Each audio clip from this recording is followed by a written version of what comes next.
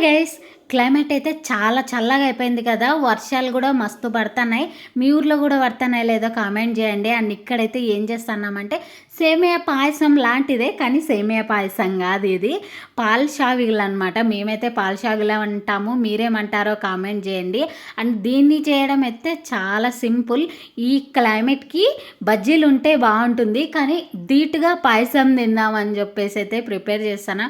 అసలు గ్యాసే అవసరం లేదు. కొంచెం పాలకొక్కటే గ్యాస్ కావాలనమాట.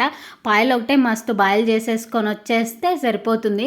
ఇంక ఇవి సేమియా ఏసి, అంటే పాల షావిగలు అంటాం మేమైతే, అవి వేసేసి డిప్ చేయడం అంతే.